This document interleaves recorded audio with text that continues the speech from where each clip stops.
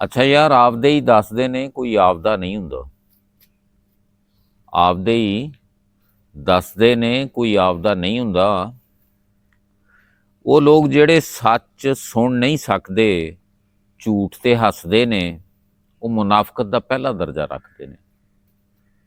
ਉਹ ਬੰਦੇ ਜਿਹੜੇ ਸੱਚ ਨਹੀਂ ਸੁਣ ਸਕਦੇ, ਉਹਨਾਂ ਦੇ ਕੰਨ ਸੱਚ ਬਰਦਾਸ਼ਤ ਨਹੀਂ ਕਰਦੇ, ਝੂਠ ਦੇ ਉੱਤੇ ਉਹ ਹੱਸਦੇ ਨੇ, ਉਹਨਾਂ ਦੇ ਅੰਦਰ ਦਿਲ ਨਹੀਂ, ਮੁਨਾਫਕਤ ਦਾ ਭਰਿਆ ਹੋਇਆ ਇੱਕ ਗੰਦਾ ਥੈਲਾ ਹੈ।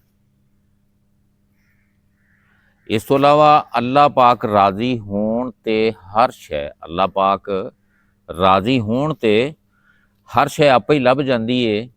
ਨਸੀਬ ਨੂੰ ਬੁਰਾ ਭਲਾ ਨਾ ਆਖਿਆ ਕਰੋ। ਅੱਲਾਹ ਤਾਲਾ ਦੀ ਜ਼ਾਤ ਨੂੰ ਰਾਜ਼ੀ ਕਰੋ, ਸਾਰਾ ਕੁਛ ਆਪੇ ਹੀ ਤੁਹਾਨੂੰ ਲੱਭਣਾ ਸ਼ੁਰੂ ਹੋ ਜਾਏਗਾ। ਤੇ ਅੱਲਾਹ ਪਾਕ ਨਾਲ ਮੁਹੱਬਤ ਗੂੜੀ ਰੱਖਣਾ ਚਾਹੁੰਦੇ ਜੇ ਨਾ, ਤੇ ਉਹਦੇ ਬੰਦਿਆਂ ਨੂੰ ਜਿਹੜਾ ਨਾ, ਉਹਦੇ ਬੰਦਿਆਂ ਨੂੰ ਤੰਗ ਨਾ ਕਰਿਆ ਕਰੋ।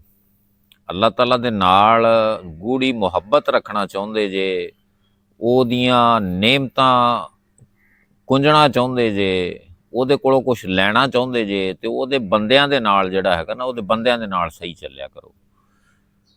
ਤੇ ਇਸ ਤੋਂ ਬਾਅਦ ਕਿਸੇ ਨੂੰ ਇੰਨਾ ਵੀ ਸਿਰ ਤੇ ਨਾ ਚੜਾਓ ਕਿ ਤੁਹਾਡੀਆਂ ਖੁਸ਼ੀਆਂ ਉਹਦੇ ਮੋਢੇ ਦੇ ਉੱਤੇ ਸਵਾਰ ਹੋ ਜਾਣ, ਉਹਦੇ ਤੋਂ ਬਗੈਰ ਤੁਸੀਂ ਕੋਈ ਕੰਮ ਹੀ ਨਾ ਕਰ ਸਕੋ। ਇਹ 5-4 ਗੱਲਾਂ ਸਨ ਮੇਰੀਆਂ, ਚੰਗੀਆਂ ਲੱਗਣ ਤਾਂ ਅੱਗੇ ਸ਼ੇਅਰ ਕਰਦੇ ਜੇ, ਔਰ ਕੋਸ਼ਿਸ਼ ਕਰਿਆ ਜੇ ਇਹਨਾਂ 'ਚੋਂ ਕਿਸੇ ਇੱਕ 'ਤੇ ਵੀ ਅਮਲ ਕਰੋਗੇ ਤਾਂ ਇਨਸ਼ਾਅੱਲਾ ਫਾਇਦਾ ਹੋਏਗਾ।